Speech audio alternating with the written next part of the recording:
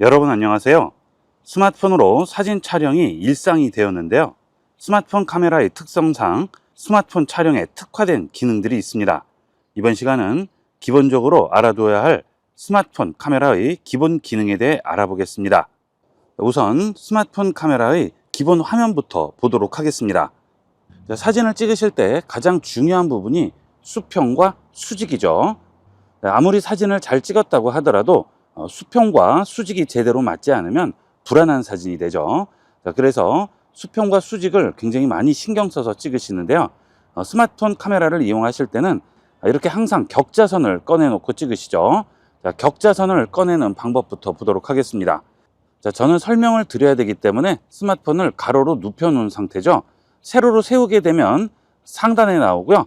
가로로 눕히게 되면 여기 설정이 나오게 되죠. 이 설정 선택합니다. 그 다음 아래쪽으로 내려가시면 수평 수직 안내선이라고 나오죠. 이 수평 수직 안내선을 꼭 체크를 하고 이용하도록 하세요. 또 하나는 촬영 구도 추천이 되겠습니다. 사진을 찍으실 때 구도 잡기가 굉장히 어렵죠. 스마트폰에서 구도를 추천을 해주게 되면 훨씬 편리하게 찍을 수가 있습니다. 그래서 촬영 구도 추천도 체크를 하고 이용을 하시면 사진 찍기가 좀 더 편리해지겠죠. 뒤로 돌아가겠습니다. 그러면 지금 이렇게 중앙에 동그라미 표시가 나오고요. 노란색 선이 나오게 되죠. 이게 구도 추천이 되겠습니다. 베스트 샷이라고 아래 보이죠? 만약 카메라를 이렇게 기울이게 되면 노란색 선이 없어졌죠? 카메라를 움직여서 이렇게 제대로 된 위치에 놓게 되면 베스트 샷이 나오게 됩니다. 그러면 이 상태로 찍으면 제일 좋은 사진이 나오는 거죠. 물론 이거는 정답이 아니기 때문에 이런 식으로 일단 찍어 보시고 여러분이 원하는 사진을 또 다른 각도에서 이렇게 찍어 주시면 되겠죠. 그래도 일단은 이렇게 베스트 샷으로 구도를 잡아 놓고 이 상태에서 변형하시면 구도 잡기가 훨씬 좋습니다. 그 다음은 우측에 보시면 이렇게 배율이 나오게 되는데요. 지금 1배의 배율이죠. 이 배율을 높이면 확대를 해서 찍을 수가 있죠. 3배를 터치해 볼게요. 그러면 3배로 확대되고 5배 터치하면 5배, 10배 터치하면 10배까지 확대가 되겠죠. 그 다음에 1배 아래에 있는 0점 단위로 들어가는 배율은 광각이 되겠습니다. 지금은 여기서부터 여기까지가 보이게 되는 건데요. 광각을 찍으면 똑같은 공간 안에 더 넓은 구역을 보여주게 되죠. 그래서 광각 사진을 찍게 되면 웅장한 사진을 찍을 수 있지만 단점이 있죠. 왜곡이 되겠죠. 중앙에 있는 부분은 왜곡이 덜 되겠지만 양쪽에 있는 부분은 많이 왜곡이 되게 됩니다. 그것은 여러분이 상황에 따라서 이용을 하시면 되겠습니다. 인물 사진 같은 거 찍으실 때는 1배 이하의 광각으로 찍게 되면 우측이나 좌측에 있는 사람들은 얼굴이 많이 왜곡이 되겠죠. 광각으로 한번 해볼까요? 그러면 어때요? 좀 더 넓게 보이게 되죠. 앞서 말씀드린 대로 우측과 좌측은 왜곡이 되게 됩니다. 다시 1배로 놓도록 할게요. 사진을 찍으실 때 항상 이렇게 기준값 1배로 놓은 다음에 이 상태에서 배율을 바꿔 주셔야 되겠습니다. 제가 지금 설명드리는 스마트폰은 갤럭시 S24 울트라 기종인데요. 화면에 나오는 이런 내용들은 갤럭시 S24 울트라 기준으로 설명을 드리는 거죠. 기종에 따라서 기능들은 다르겠지만 기본 기능은 동일합니다. 저 같은 경우는 10배까지 보이게 되지만 여러분에 따라서는 5배 또는 3배까지만 나오시는 분들도 있을 거예요. 그 다음은 우측에 보시면 인물, 사진, 동영상, 더보기라고 나오죠. 지금 사진으로 되어 있는데 인물 사진으로 바꿔보겠습니다. 인물 사진을 선택하는 순간 배율도 3배로 바뀌죠. 이 3배의 배율은 내가 찍고자 하는 물체의 뒷배경이 흐려지는 그런 효과를 줄 수 있죠. 이 3배가 가장 적당하게 흐려지는 효과를 보여주는 배율이 되겠습니다. 그래서 인물 사진을 찍게 되면 보통 3배로 많이 찍게 되는데요. 이 인물 사진 기능은 꼭 인물 사진뿐만이 아니고 사물을 찍을 때도 아주 유용하게 쓰이게 됩니다. 감성적인 그런 사진들 찍으실 때 3배 배율로 많이 이용을 하시죠. 한번 볼까요? 이런 사진들 많이 보셨을 텐데요. 벤치라든지 이런 기둥, 손잡이 또는 별거 아닌 것 같지만 이런 사물을 중심으로 찍고 나머지는 전부 흐려서 SNS 같은 곳에 올라온 그런 감성적인 사진을 많이 보셨을 텐데요. 지금 이런 사진이 되겠죠. 자, 이 경우는 지금 여기에 있는 기둥 부분은 선명하게 보이지만 나머지 뒤로 갈수록 많이 흐려지죠. 그래서 이 뒷배경은 완전히 뿌옇게 흐려진 상태가 되겠습니다. 이 인물 사진은 이렇게 다양한 곳에 활용할 수가 있어요. 자, 여러분도 길 가다가도 주위에 있는 어떤 사물이든 이런 식으로 인물 사진을 이용을 해서 찍게 되면 감성적인 멋진 사진을 찍을 수가 있습니다. 그냥 지나치지 마시고요. 꼭 한번 이런 식으로 찍어 보도록 하세요. 그 다음은 동영상이 있죠. 동영상도 많이들 찍으시는데요. 동영상 선택해서 찍을 수 있고 더보기를 누르시게 되면 프로와 프로 동영상이 있죠. 프로의 경우에는 노출값이나 ISO 이런 것들을 일일이 다 설정을 해서 찍는 것인데 바로바로 찍을 경우에는 잘 쓰지 않게 되죠. 자, 그러면 프로 동영상도 마찬가지가 되겠습니다. 그리고 야간 모드라든지 음식 사진, 파노라마, 슬로우 여러 가지가 있습니다. 이런 기능들은 다음 시간에 다시 한번 보도록 하겠습니다. 그 다음은 좌측에 보시게 되면 16대 9로 되어 있는데요. 자, 이걸 누르시게 되면 1대 1, 16대 9, 4대 3 풀이라고 나오죠. 1대 1의 경우에는 보통 SNS 사진에 많이 이용을 하죠. 자, 이렇게 가로 세로가 동일한 비율이 되겠고요. 그 다음에 16대 9는 보통 영상에서 많이 쓰이는 사이즈가 되겠죠. 자, 그 다음 4대 3은 일반 카메라에서 쓰이는 가로 세로 비율이 되겠습니다. 요즘은 사용자가 많이 줄었지만 예전에 많이 이용하시는 DSLR 카메라 같은 경우에는 전부 이 4대 3 사이즈를 이용을 하죠. 사진의 기본 사이즈가 되겠습니다. 그 다음은 풀 사이즈죠. 이 풀 사이즈는 스마트폰의 가로 세로 화면비에 맞춰서 찍는 방법이 되겠습니다. 자, 당연히 이 경우는 스마트폰 사이즈에 따라서 비율도 달라지게 되겠죠. 자, 그 다음은 타이머 기능인데요. 타이머 선택하면 2초, 5초, 10초로 선택을 할 수 있죠. 자, 2초로 선택하고 그 다음 셔터 버튼 누르게 되면 자, 이런 식으로 내가 지정한 시간이 지나면 사진이 찍히게 됩니다. 자, 그런데 이렇게 찍게 되면 카메라 앱을 종료하고 다시 열었을 경우 계속 2초로 지정이 돼 있어요. 꼭 이거 확인을 해 보도록 하세요. 자, 물론 셀카 같은 거 찍을 때도 타이머 많이 이용을 하시죠. 자, 그 다음은 12M이라고 나오게 되는데요. 자, 이것은 사진의 해상도가 되겠습니다. 12M의 경우에는 1200만 화소고요. 50M은 5000만 픽셀이죠. 그 다음 200M은 2억 화소가 되겠습니다. 자, 이런 식으로 해상도를 높여줄 수 있는데 당연히 해상도가 높아질수록 셔터를 누르고 잠시 기다려야지만 제대로 처리가 됩니다. 그리고 용량도 굉장히 커지죠. 참고로 말씀드리면 여러분이 사진을 찍으실 때 이렇게 셔터 버튼을 이용해서 사진을 찍으세요. 자, 그리고 바로 카메라를 움직이시는데요. 자, 이러면 사진이 제대로 나오지 않아요. 자, 갤럭시 스마트폰 카메라는 내가 셔터를 눌러서 찍는 순간 앞과 뒤에 일정한 시간 동안 화면을 분석을 해서 전부 조합을 한 다음 최적의 화질을 만드는 것이기 때문에 찍자마자 바로 화면을 돌리게 되면 제대로 된 사진이 나오지 않습니다. 자, 항상 셔터를 누르시고 1, 2초 정도 있다가 카메라를 움직이도록 하세요. 자, 이거 꼭 명심하도록 하세요. 자, 그 다음 이 기능은 갤럭시 24의 기능인데요. 지금 후면 카메라죠.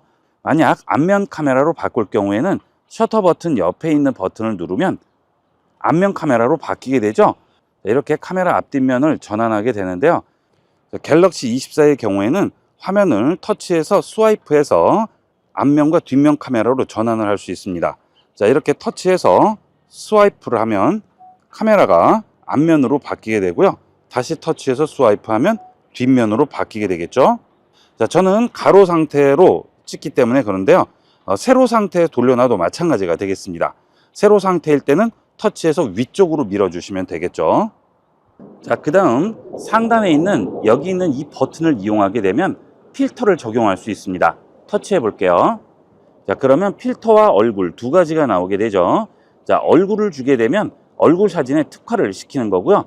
여러 가지 우측에서 얼굴에 대한 조정을 해줄 수가 있습니다.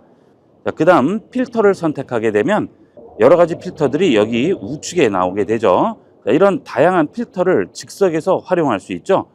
자, 움직여 볼까요? 따스한, 차분한, 밝은, 겨울, 부드러운 흑백도 여기서 지정을 할 수 있죠. 이렇게 여러분이 원하는 필터를 즉석에서 적용해 볼 수 있습니다. 자, 그 다음은 촬영할 때 여러 가지 방법들로 촬영을 할 수 있는데요. 자, 기본적으로 여기 있는 셔터 버튼을 많이 누르시는데요. 음성이나 또는 앞에 손을 내밀므로써 사진을 찍을 수도 있고요. 여러 가지 방법으로 촬영을 할 수 있습니다. 자, 우선 설정으로 들어갑니다. 자, 그 다음 촬영 방법으로 들어가세요. 그러면 음량 버튼 누르기라고 나오죠. 자, 이 경우는 스마트폰의 음량 버튼을 눌러서 촬영을 할 수 있고요. 자, 그 다음 음성 명령이 있죠. 자, 이 음성 명령을 체크를 해 주시게 되면 음성으로 촬영을 할 수가 있죠. 셔터를 누르기 곤란한 상황에는 음성으로 찍을 수가 있습니다. 스마일, 김치, 촬영 또는 찰칵이라고 말하면 사진이 찍히게 되겠죠.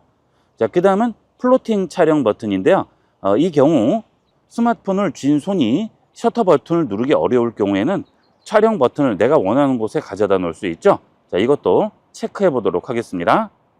자, 지금 벌써 플로팅 버튼이 올라와 있죠. 자, 원하는 곳에 드래그해서 가져다 놓으시면 됩니다. 자, 여기에 가져다 놓으면 이걸 누르면 바로 촬영이 되겠죠. 자, 그 다음은 손바닥 내밀기죠. 손바닥 내밀기는 후면 카메라는 안 되고요. 전면 카메라만 됩니다. 셀피를 찍거나 셀피 동영상 촬영을 할 때 손바닥을 카메라를 향해 내밀어 주면 바로 촬영이 시작되게 됩니다. 자, 필요에 따라서 촬영 방법을 활용해 보도록 하세요. 자, 그 다음 갤럭시 S24 기능 중에 듀얼 레코딩이 있죠. 자, 더보기 누르시게 되면 여기에 듀얼 레코딩이라고 있습니다. 이 듀얼 레코딩을 이용을 하시게 되면 화면이 두 개가 나오게 되죠. 자, 이렇게 큰 화면이 하나 있고요. 그 다음 여기 작은 화면이 하나 있죠. 내가 원하는 카메라로 바꿀 수도 있고 배율을 변경할 수도 있습니다. 여러 가지 구도나 배율로 찍을 수가 있어서 활용도가 굉장히 높아요.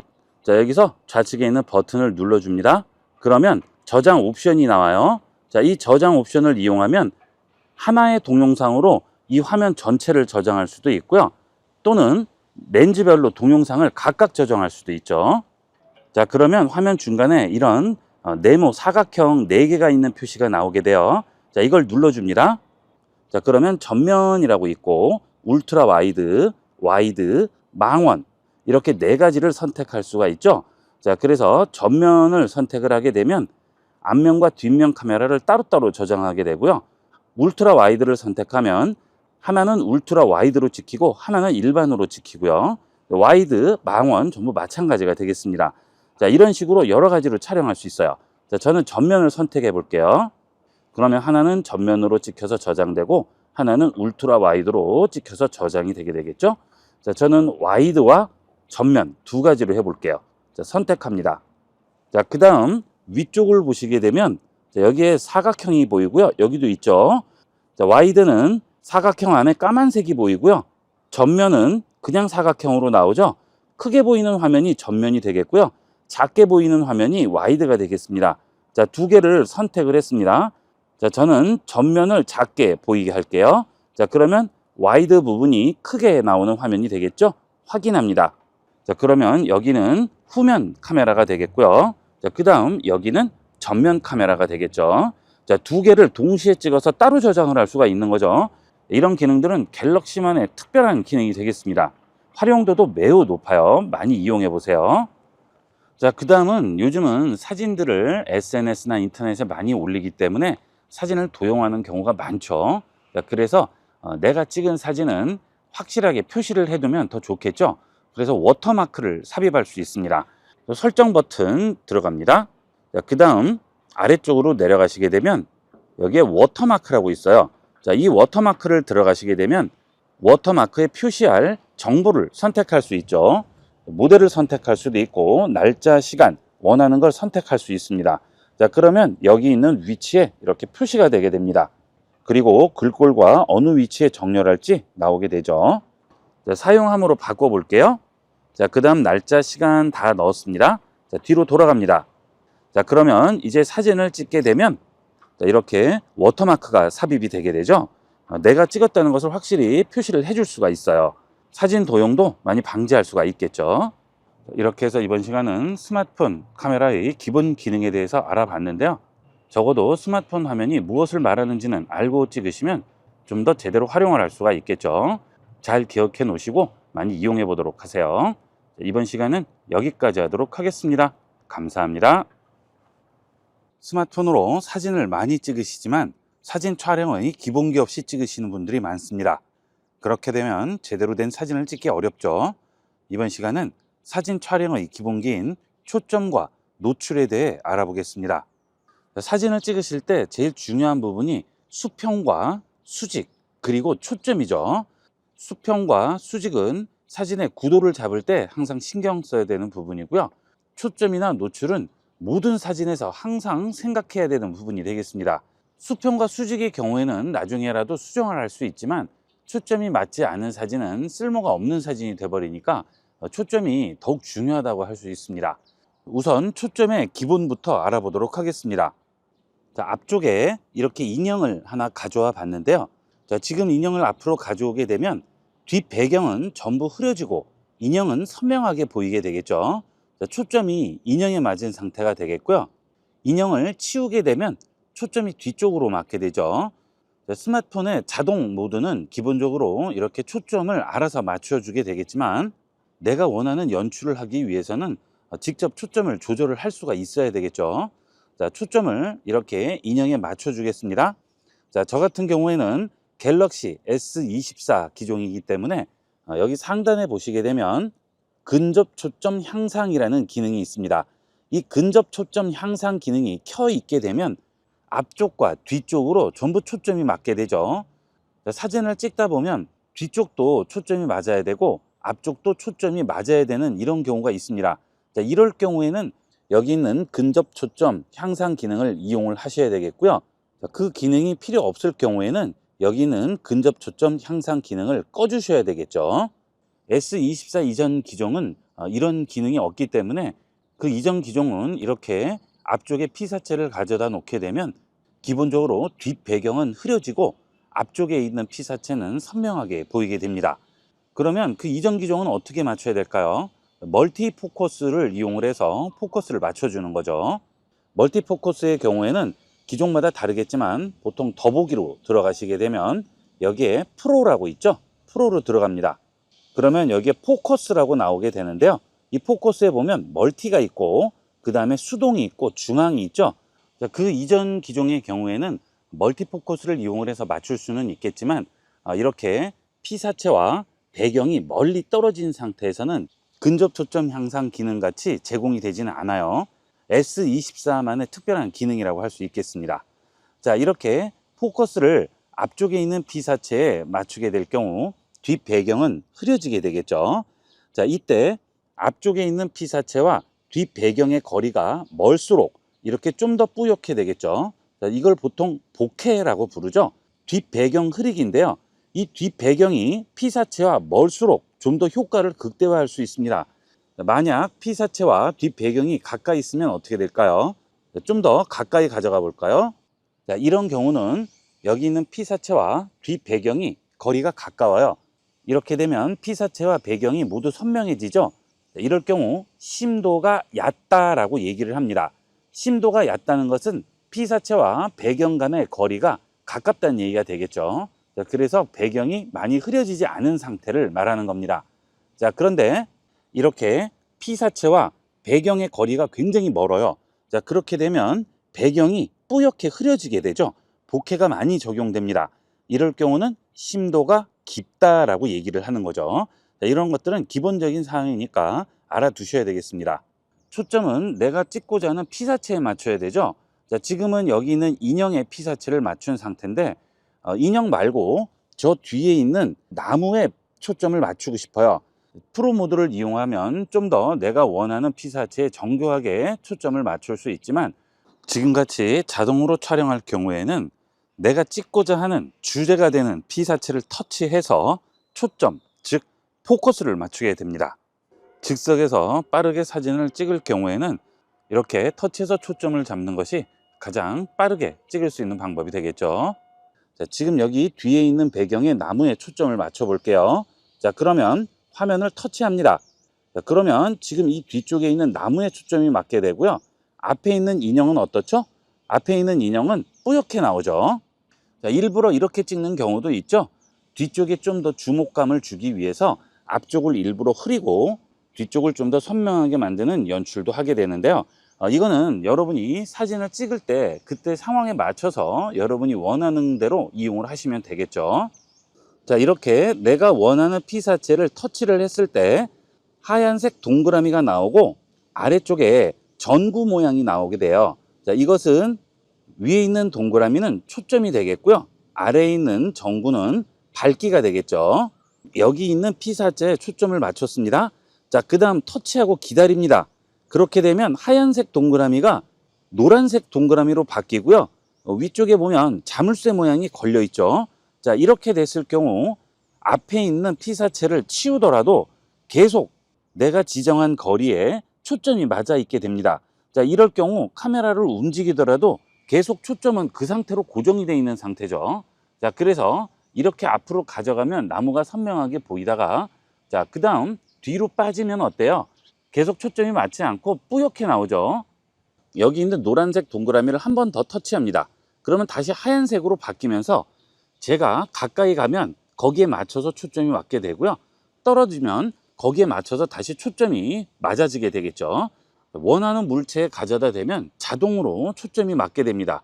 자, 이게 자동 모드가 되겠죠. 자, 보통 찍을 때 수동 모드보다는 자동이 편하죠. 그래서 보통 자동 모드를 많이 이용을 하시죠. 수동 모드인 프로 모드는 다음 시간에 알아보겠지만, 일단 기본적으로 자동 모드에 숙달이 되고 자유자재로 다룰 수 있어야 수동도 원하는 대로 조정을 할 수 있겠죠. 자, 그래서 이번 시간은 수동 모드를 기준으로 설명을 드리고 있습니다. 그 다음은 초점 아래에 있는 밝기인데요. 자, 밝기 부분은 내가 원하는 부분에 맞춰서 밝기 조절을 할 수가 있는 거죠. 자, 이걸 보통 노출이라고 부르죠. 자, 저는 이 부분의 어둡기가 좀 더 밝아지면 좋겠어요. 이 부분의 밝기가 다른 부분보다 훨씬 중요합니다. 자, 그럴 경우 이 부분을 터치하고요. 아래쪽에 있는 노출을 잡고 움직입니다. 자, 그러면 어때요? 전체적으로 밝아지죠? 자, 이 노출의 경우는 내가 원하는 부분만 밝게 할 수가 없고 사진의 전반적인 부분을 다 밝게 하는 거죠.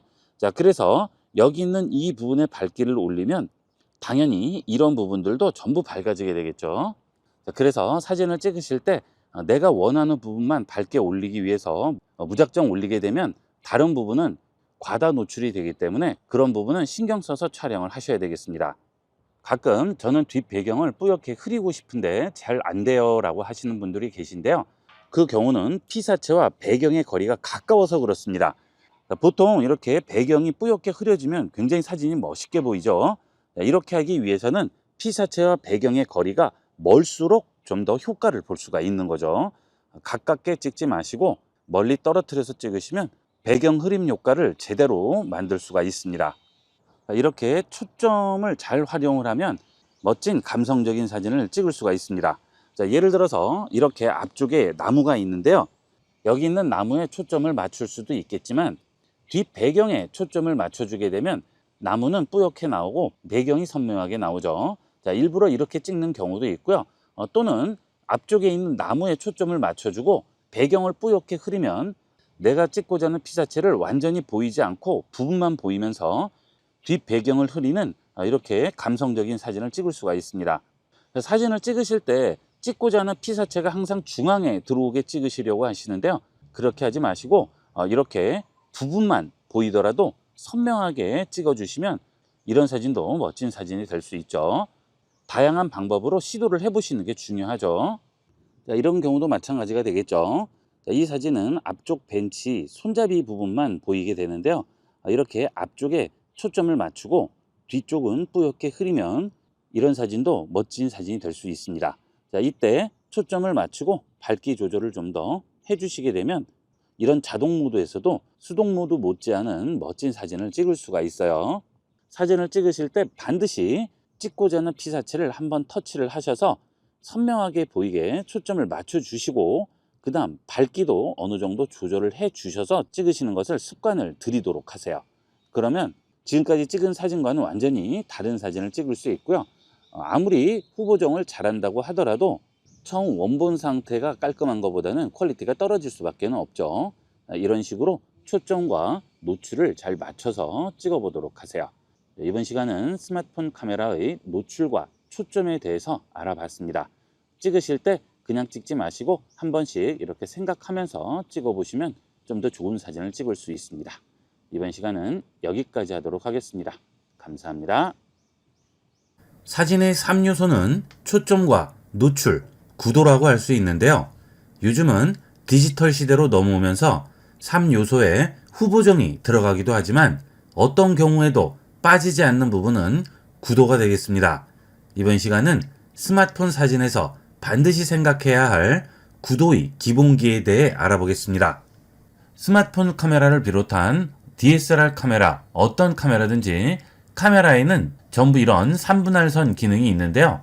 자, 이렇게 화면 전체를 가로로 3등분, 세로로 3등분을 해서 전체 이미지를 9칸으로 나눠주게 됩니다. 이 3분할선이 구도를 잡을 때 가장 중요한 부분이 되겠습니다. 물론 이 3분할선은 꼭 지켜야 할 규칙은 아니지만 가장 기본되는 구도가 되겠습니다. 이 3분할선을 이용을 해서 기본 구도를 잡고 그게 숙달이 되게 되면 그 안에서 나름대로 여러분이 여러 가지로 연출을 하게 되겠죠. 하지만 숙달되기 전까지는 되도록이면 이 3분할선을 지켜서 사진을 찍어주시는 게 좋습니다. 자, 우선 이런 풍경 사진의 경우인데요. 공간을 어떻게 나눌 것인가부터 생각하셔야 되겠습니다.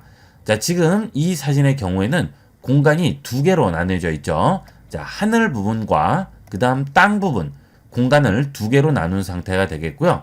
자, 이렇게 두 개로 나누어져 있지 않고 하나의 공간을 화면 안에 채우는 그런 사진도 있죠. 자, 이렇게 피사체가 한 공간 안에 들어와 있을 경우죠. 자, 이런 경우에는 공간이 따로 나누어져 있지가 않죠. 하나의 공간 안에서 내가 원하는 이 피사체를 찍게 됩니다. 자, 이 경우는 3분할선을 배경에 맞추지 않고 피사체에 맞추게 됩니다. 사진을 찍으실 때 이런 식으로 공간이 분리되지 않은 한 공간을 찍을 것인지를 우선 생각을 하셔야 되겠죠. 자, 공간이 분리되어 있을 경우부터 보도록 하겠습니다. 자, 이렇게 공간이 분리된 사진일 경우에는 가로로 분리될 수도 있고 세로로 분리될 수도 있겠죠. 자, 지금 이 경우에는 세로로 분리가 되어 있죠. 자, 이 위에 있는 하늘 부분이 있고요. 자, 그 다음 아래에 있는 땅 부분이 있겠죠. 그러면 그 두 개의 공간을 나누는 경계선이 생기게 될 겁니다.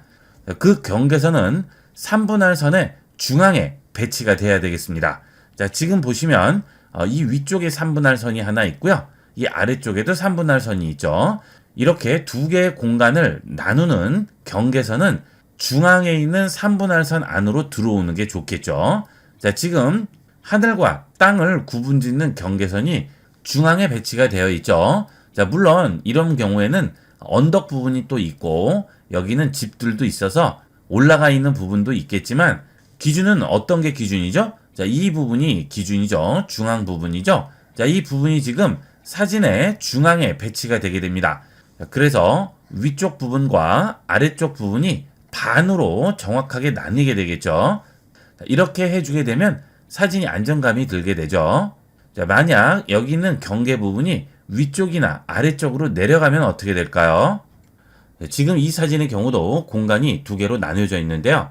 하늘 부분이 지금 굉장히 넓고요. 땅 부분은 아주 좁습니다. 자, 이렇게 되면 사진으로 여러분이 표현하고자 하는 것이 전혀 나와 있지 않습니다. 이렇게 빈 공간인 하늘만 많이 차지하고 있기 때문에 안정감은 있을 수 있습니다. 아래쪽 공간이 좁고 위쪽 공간이 넓으면 안정감은 줄 수 있겠지만 사진이 굉장히 심심해져요.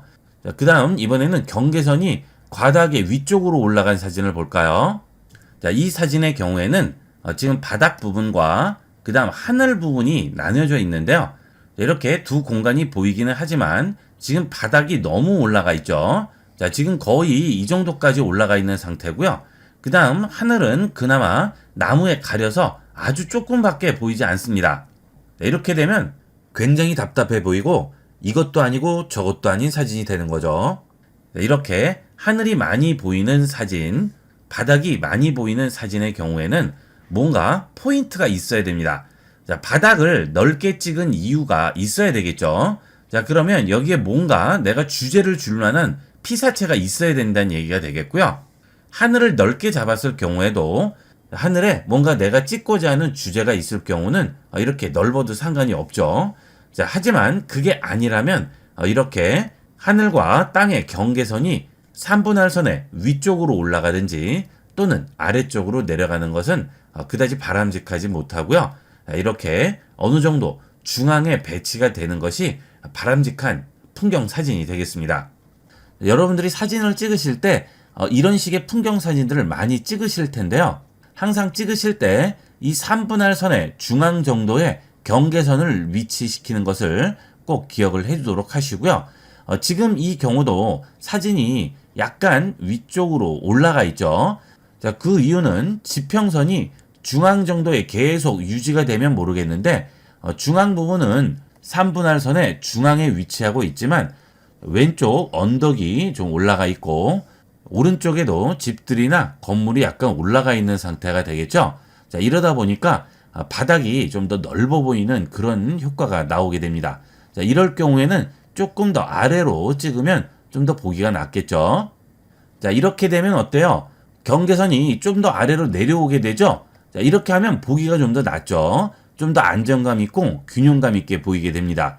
자, 이렇게 사진 찍으실 때 경계선을 어떻게 배치를 시킬지를 한 번씩 이 3분할 선에 맞춰서 생각을 하고 찍으시면 좀 더 좋은 사진을 찍을 수 있습니다. 자, 그러면 경계선이 위쪽으로 많이 올라가거나 아래쪽으로 많이 내려가는 사진은 어떤 사진일까요?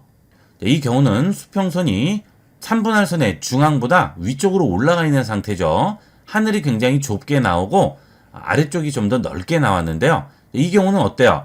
여기에 내가 주제를 두고자 하는 피사체가 있죠. 이런 경우는 상관이 없죠. 이 피사체가 주 피사체이기 때문에 경계선이 위쪽으로 올라가더라도 상관이 없습니다. 피사체를 주제로 해서 찍기 때문에 우리 눈에 경계선이 거슬리지가 않아서 상관이 없어요. 하지만 여기 있는 피사체가 없다고 한다면 사진이 왠지 불안정해 보이는 그런 결과를 얻게 됩니다. 이 사진은 서대문 형무소의 통곡의 나무라는 나무를 찍은 사진인데요.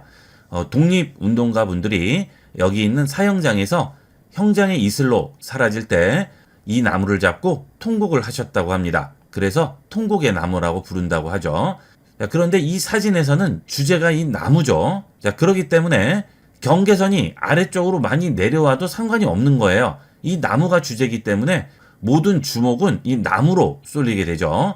자, 그래서 이 상황에서는 경계선은 의미가 없고 이 주제가 의미가 있는 것이기 때문에 하늘 부분이 과다하게 많이 나오더라도 전혀 상관이 없게 되겠습니다.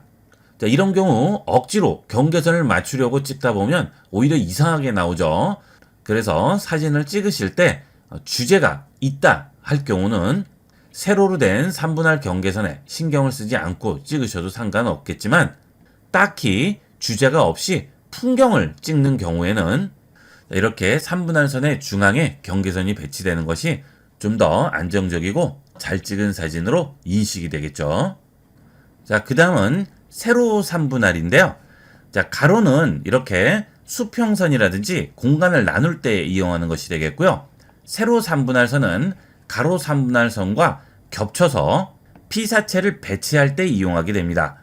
자, 이런 사진의 경우도 에펠탑이 중앙에 배치되면 어디서나 보는 심심한 사진이 되죠. 자, 하지만 우측이나 좌측으로 배치가 됨으로써 공간감을 줘서 좀 더 깊이감이 느껴지는 그런 사진을 찍게 되는데요. 자, 이렇게 피사체를 한쪽으로 배치시킬 경우에는 가로 3분할 선을 이용하게 되는 거죠. 피사체를 중앙에 배치시킬 때는 중앙에 있는 3분할 선 칸 안에 넣으면 되겠지만 우측이나 좌측에 배치시킬 때는 이렇게 교차되는 부분에 배치를 시키는 것이 좀 더 안정감 있고 주목도를 높이게 됩니다. 자, 이 사진도 그렇죠. 지금 주제가 되는 사람이 3분할 선 근처에 배치가 되어 있죠. 자, 꼭 정확하게 맞추는 건 아니지만 거의 비슷하게 가져다 놓게 됩니다. 자, 이렇게 중앙에 피사체 또는 인물을 배치시킬 경우에는 어설프게 배치시키면 안 되죠. 정확하게 중앙에 배치를 시켜야 됩니다. 지금 거의 완벽한 중앙이죠. 자, 이렇게 배치를 시켜야지만 중앙에 배치한 의미가 있는 것이고요. 자, 그렇지 않은 경우에는 정확하게 이 3분할 선의 교차점에 배치를 시키는 게 좋겠죠. 자, 작가들의 사진을 무료로 다운로드 받을 수 있는 unsplash.com이라는 곳으로 와봤는데요. 여기서 보셔도 작가들이 어떤 식으로 사진을 찍는지 알 수가 있습니다. 좋은 사진을 찍는 것은 많이 보는 것만치 좋은 게 없죠.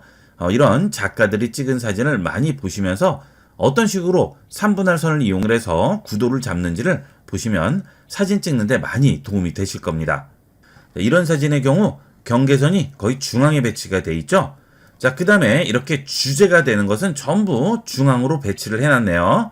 자, 지금 이 독수리 사진도 중앙으로 정확하게 배치가 되어 있죠. 자, 지금 이 사진의 경우는 중앙 부분이 이 정도가 되겠네요. 자, 이 정도가 되는데 지금 경계선 부분은 약간 위쪽으로 올라가 있죠. 자, 그 이유는 아래쪽에 뭔가 주제가 있어요. 자, 지금 지그재그로 된 길이 보이죠. 자, 여기가 주제인 거죠. 자, 그래서 아래쪽 공간을 좀 더 넓게 잡아준 겁니다. 자, 이런 식으로 다 의미가 있는 거죠. 그냥 공간을 잡지 마시고 공간을 나누실 때는 이렇게 뭔가 주제를 가지고 나누셔야 되겠습니다. 자, 지금 이 사진도 경계선이 중앙보다 위쪽으로 지금 올라가 있어요. 자, 그런데 이 경우는 아래에 있는 이 버팔로가 주제가 되는 거죠. 자, 그래서 경계선이 좀 위쪽으로 올라가도 상관이 없습니다. 자, 지금 이 사진도 마찬가지죠. 경계선이 위쪽으로 올라갔지만 지금 주제가 된 여성분의 뒷모습을 찍었기 때문에 경계선에 신경을 쓰지 않고 찍었고요. 자, 그 다음 정확하게 중앙에 배치가 되어 있죠. 자, 여성분이 먼 산을 보고 있는 상태입니다. 이 경우는 무조건 인물이 중앙에 와 있어야 돼요. 만약 이 여성분이 좌측이나 우측을 보고 있다 할 경우에는 왼쪽이나 오른쪽 공간을 더 넓게 잡아주겠지만 지금 시선이 먼 산을 보는 것이기 때문에 정확하게 중앙에 배치를 해 놓은 거죠. 자, 이 사진의 경우는 어떨까요? 자, 지금 경계선이 아래로 내려와 있어요. 중앙보다 한참 아래로 내려와 있죠. 자, 그런데 위쪽을 많이 잡은 이유는 여기에 포인트를 줬죠. 야자수로 포인트를 줬습니다. 자, 이런 경우에도 경계선을 아래쪽으로 좀 더 내려준 거죠. 자, 여러분들이 찍으실 때 그냥 풍경을 찍으시는 것보다는 이렇게 나눠진 공간 중에 한 곳에 포인트를 주시고 그 공간을 좀 더 넓게 잡아주시면 훨씬 멋진 사진을 찍을 수 있습니다. 이렇게 해서 이번 시간은 사진 구도의 기본인 3분할 선을 이용한 여백 설정에 대해서 알아봤는데요. 사진을 찍으실 때 이런 기본만 생각해서 찍으시더라도 지금까지와는 다른 기본기가 갖춰진 사진을 찍을 수가 있겠습니다. 사진 찍으실 때 한 번씩은 생각하면서 찍어보도록 하세요. 이번 시간은 여기까지 하도록 하겠습니다. 감사합니다. 여러분 모두 스마트폰으로 사진을 많이 찍으시죠? 어떤 사진을 많이 찍으시나요? 주로 셀카, 인물, 풍경 사진을 많이 찍으실 텐데요. 요즘 스마트폰 카메라 기능이 놀랍게 발전하면서 전문 장비가 있어야만 찍을 수 있던 사진을 이제 스마트폰 카메라로도 얼마든지 찍을 수 있게 되었습니다. 이번 시간은 스마트폰 카메라의 놀라운 접사 능력을 보도록 하겠습니다. 카메라를 실행을 하시고 접사를 찍을 피사체를 앞에다 두게 되면 이런 기본 화면이 나오게 될 텐데요. 자, 여기서 우측에 보시면 이렇게 배율을 확인할 수가 있습니다. 저 같은 경우 갤럭시 S24 울트라 기종이기 때문에 배율이 10배가 기본 광학 배율이고요. 그 이상은 소프트웨어로 100배까지 배율을 확대할 수 있는데요. 기종에 따라서 2배, 3배, 5배까지 확대되는 경우가 있을 겁니다. 여러분 각 기종에 맞춰서 이용을 하시면 되겠습니다. 자, 일단 이렇게 기본 배율인 1배로 찍게 되면 피사체가 기본으로 보이게 될 텐데요. 자, 이 상태에서 스마트폰 카메라를 피사체에 가까이 가져가 보도록 하겠습니다. 자, 이렇게 피사체 가까이 카메라를 가져갑니다.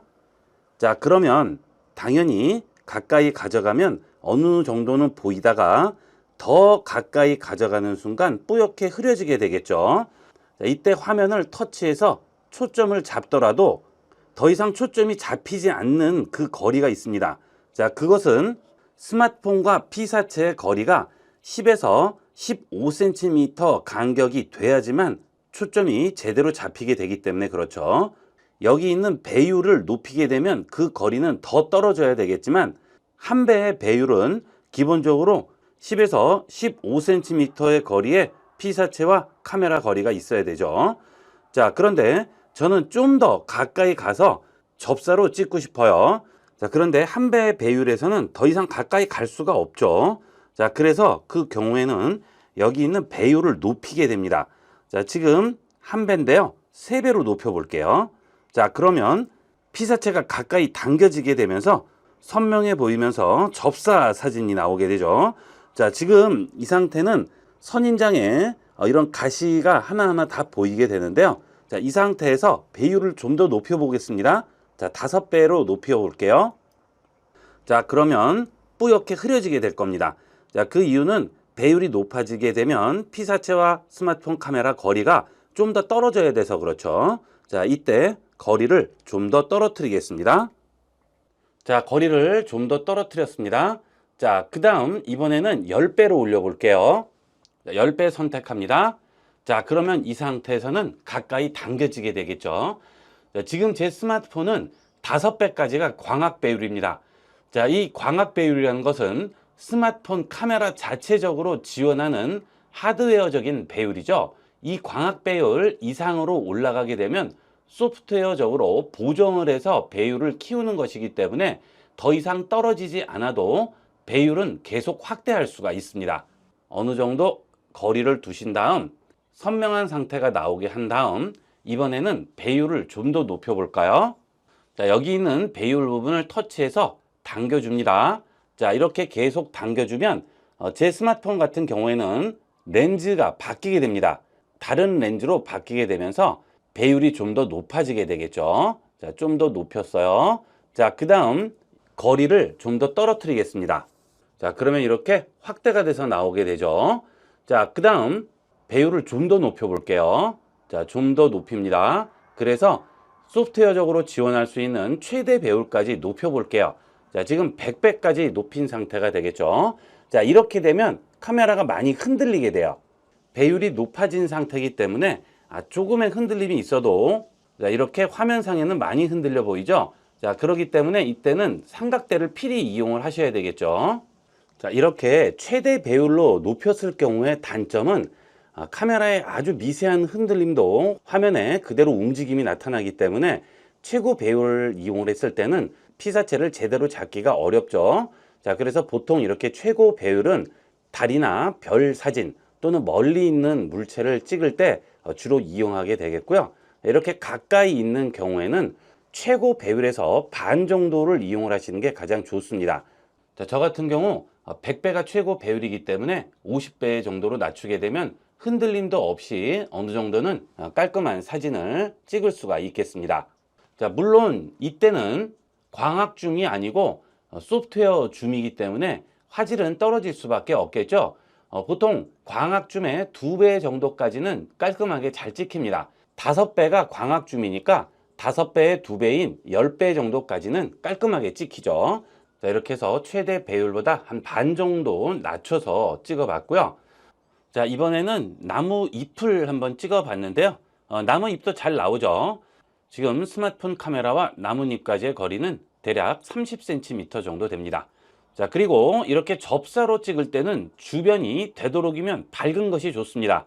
자, 지금 제가 찍는 주변이 밝지가 않기 때문에 깔끔하게 나오지는 않았는데요. 주변이 밝으면 좀 더 깔끔하게 나오게 됩니다. 자, 지금 자동사진 모드죠. 이 자동사진 모드에서는 주변이 어둡게 되면 ISO를 자동으로 높이기 때문에 이렇게 지저분한 것들이 많이 끼게 되는데요.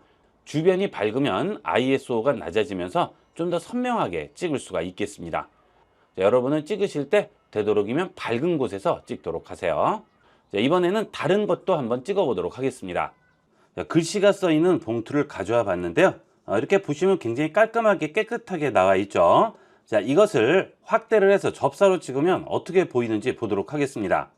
자, 지금 3배 상태인데요. 10배로 키워 볼까요? 자, 종이의 디테일들이 좀 더 살아나고 글씨도 좀 더 확대돼서 보이죠? 자, 좀 더 확대를 해 볼게요. 자, 점점 올립니다. 자, 그래서 50배까지 올려 보도록 하겠습니다. 그리고 위치를 바꿔 볼게요. 자, 그러면 이렇게 테두리에 잉크가 번진 것까지 전부 보이게 되죠. 자, 좀 더 확대를 해 볼까요? 자, 좀 더 확대를 해 보겠습니다. 그러면 주변이 좀 지글지글하게 나오기는 하지만 그래도 이런 경계선 부분까지 전부 확인을 할 수가 있죠.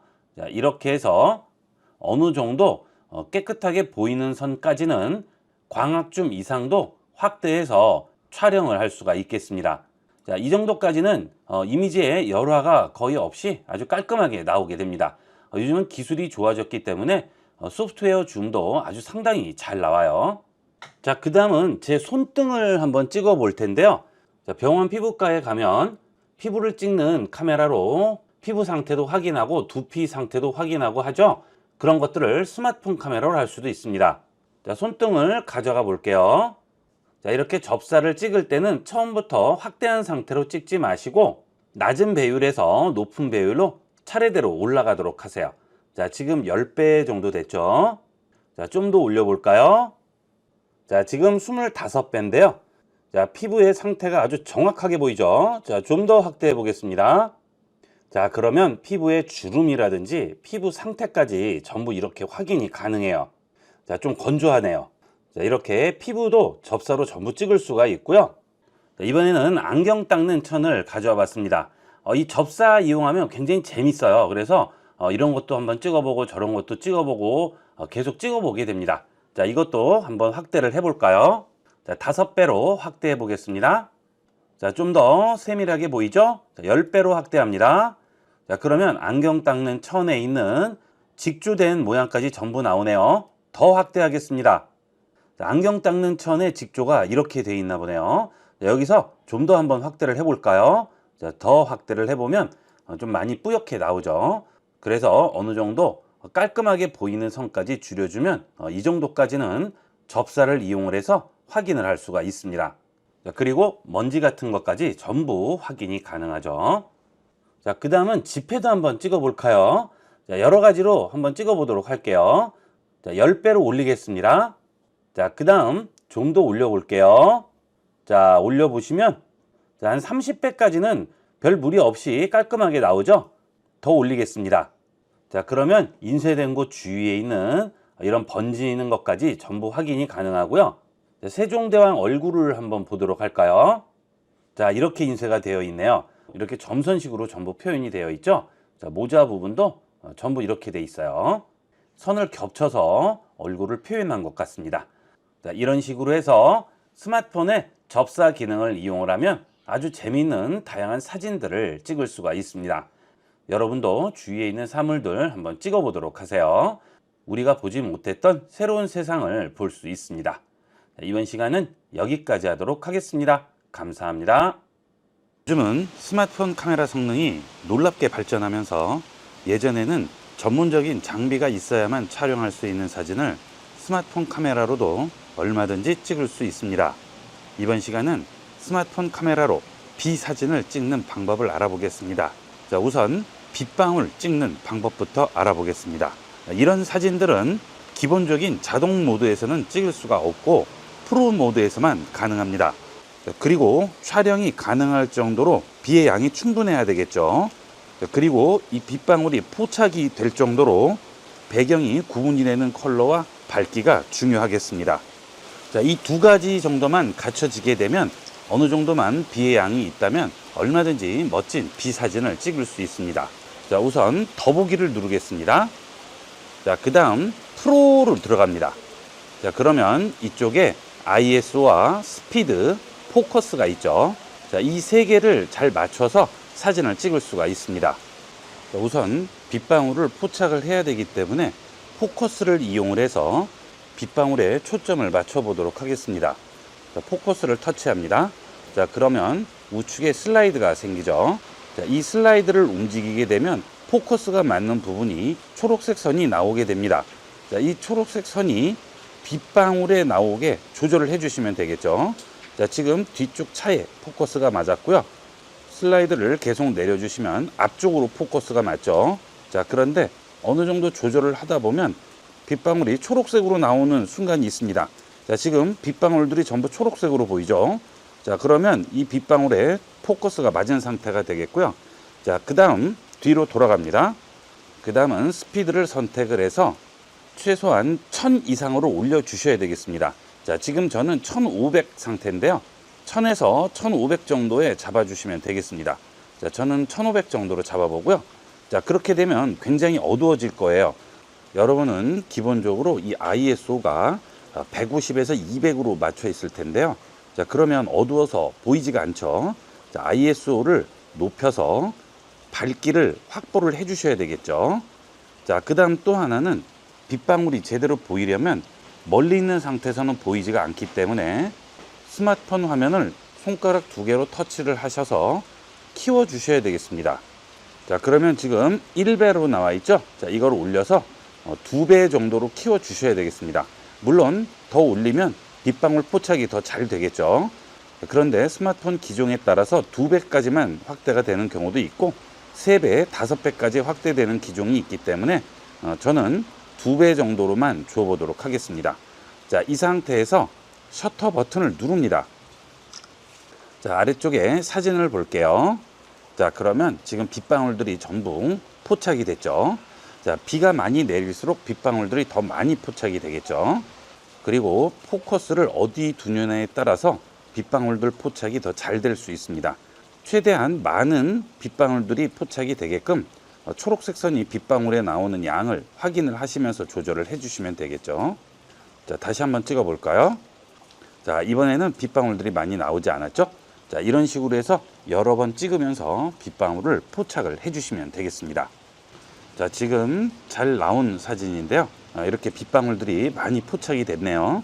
자, 이런 식으로 사진을 찍으시면 빗방울을 포착을 할 수 있습니다. 그 다음은 빗줄기 표현을 궁금해 하시는 분들이 많으신데요. 자, 이번에는 빗줄기 표현하는 방법을 보도록 하겠습니다. 자, 이런 빗방울들이 빗줄기로 표현이 되려면 어떻게 해야 될까요? 셔터 스피드가 느려져야 됩니다. 빗방울 하나를 포착할 때는 순간적인 걸 포착을 해야 되기 때문에 스피드가 올라가야 되겠지만 빗방울이 여기서부터 이 아래까지 계속 한 장면에 찍히려면 셔터가 찍히는 순간 빗방울이 여기서 이까지 이동을 해야 되겠죠. 그러면 여기 있는 셔터 스피드가 느려져야 됩니다. 자, 그러면 셔터 스피드를 누르시고요. 스피드를 느리게 만들겠습니다. 자, 한 40에서 50 정도로만 잡아볼까요? 자, 그러면 당연히 셔터 스피드가 느려지기 때문에 밝기는 더 많이 들어오게 될 거예요. 자, 이렇게 되면 밝기 조절을 ISO에서 해줘야 됩니다. 자, ISO를 높은 ISO를 낮은 ISO로 바꿔줍니다. 그러면 밝기 조절이 됐죠. 자, 그러면 여기서부터 이 구간 안에 빗줄기를 그대로 다 전부 포착을 하게 되겠죠. 그 다음 포커스를 선택을 하시고요. 빗줄기가 초록색으로 표현되게끔 잡아주시면 되겠죠. 자, 이렇게 빗줄기를 찍은 사진이 찍혔죠. 자, 지금 빗줄기 표현이 제대로 됐죠. 자, 셔터 스피드는 비의 양에 따라서 다르기 때문에 그때그때 여러분이 찍어 보시면서 빗줄기 표현이 잘 되는 셔터 스피드로 바꿔 주셔야 되겠습니다. 자, 빗줄기가 제대로 표현이 되지 않는다면 셔터 스피드를 좀 더 느리게 잡으시면 되겠고요. 자, 그 경우 ISO는 더 낮춰 주시면 되겠죠. 자, 그 다음 그 상태에서 빗줄기가 제대로 표현되는 셔터 스피드를 찾기 위해서 조금씩 높이면서 최대한 표현이 잘 되는 셔터 스피드를 찾으시고 ISO는 그 셔터 스피드에 맞춰서 밝기를 조절을 해주시면 되겠죠. 자, 그리고 좀 더 잘 표현이 되기 위해서는 손가락 2개로 확대를 해서 배율을 어느 정도 조절을 해주시면 좀 더 잘 찍을 수가 있어요. 자, 이번에는 3배 정도로 찍어 볼까요?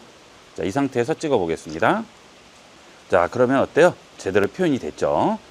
빗줄기가 너무 연하다 싶으실 경우에는 셔터 스피드를 조금 더 빠르게 잡아주시면 됩니다.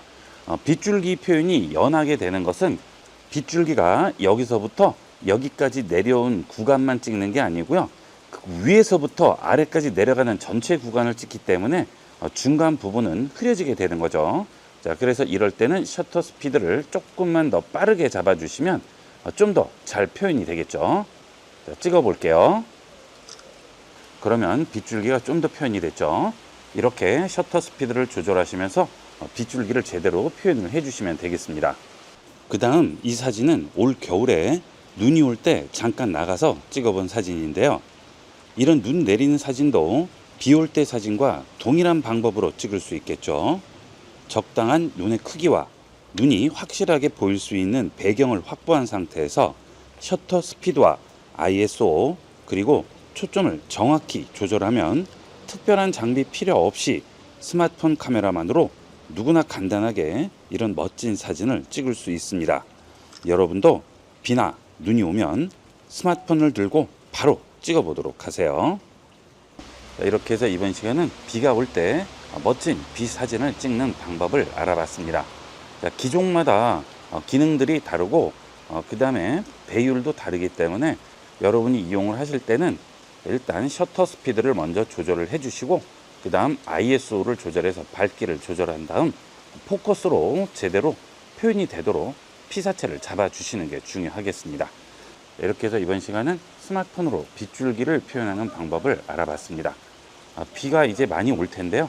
멋진 사진 찍어 보도록 하세요. 이번 시간은 여기까지 하도록 하겠습니다. 감사합니다.